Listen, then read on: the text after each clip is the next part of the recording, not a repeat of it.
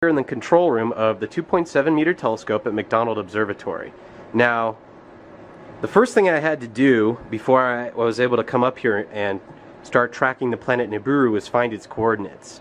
Now, its right ascension and declination are a closely guarded secret. So, using my credentials, I was able to get a tour of the Johnson Space Center down in Houston. And I was given access to their computers. Now, using hacking methods that I am not at liberty to describe, I was able to hack into their computers and steal the right ascension and declination of the planet Nibiru, so I knew exactly where to point the telescope.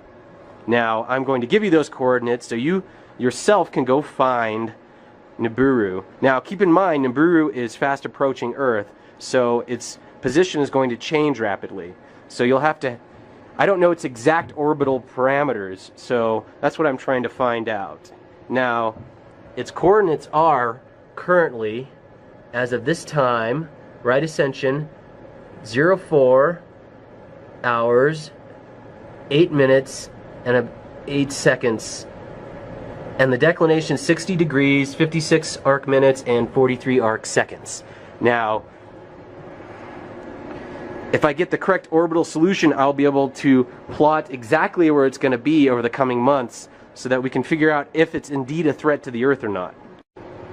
So, this is a spectrum of Nibiru. Now, it uses an instrument called the Mitchell spectrograph, which actually gets spatially resolved spectroscopy. The planet Nibiru is actually so close to Earth at the moment that we actually can see a disk. So, the optical fibers are placed in the focal plane, and I'm actually getting information about the atmosphere or surface of the planet Nibiru. Now, I haven't analyzed this data, but this might tell us something about what type of object it really is. Now, as you can see, it also has several spectral lines, and those spectral lines are Doppler shifted towards us, sort of like how, you know, a police officer can use radar to figure out if you're speeding or not.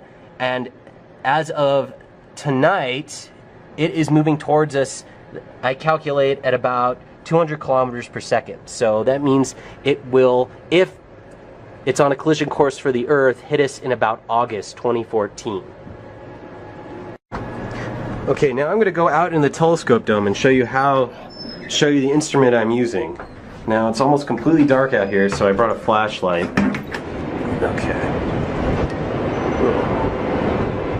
Okay, so we are now out in the telescope dome, and this here is a telescope I'm using to track Nibiru. This is the 2.7 meter telescope at McDonald Observatory. The instrument I'm using to take spectra is called the Mitchell spectrograph. It's also known as Virus P because it's a prototype for the virus spectrographs going on the HET telescope. Now, it's kind of hard to see, but there it is. There's Virus P. It's that black box surrounded by that blue frame there. So right now I'm currently tracking Nibiru, and I'm gonna try to track it for as long as it's high enough in the sky for the telescope to see.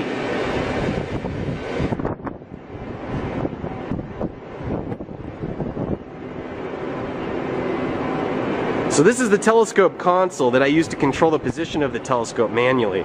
Now, when I first point the telescope, I use this hand paddle here and actually this little joystick to move it.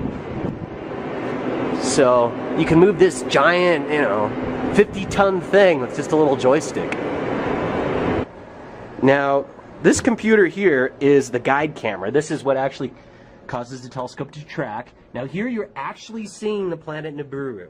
This is probably some of the best footage you will probably ever see on the internet of the planet Nibiru. Now, as it gets closer to the Earth, it will actually appear to grow in size. So if I come back, say, a month later, it might be, right now it looks like that, but it might be that big. So we're actually pretty zoomed in here. This is a field of view that's about, 120 by 120 arc seconds.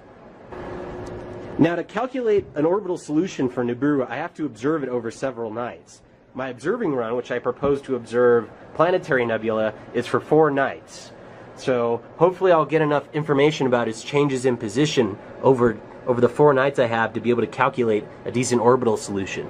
And also from the spectra I'm getting, I'll be able to tell its motion towards or away from us, so I can actually get 3-dimensional information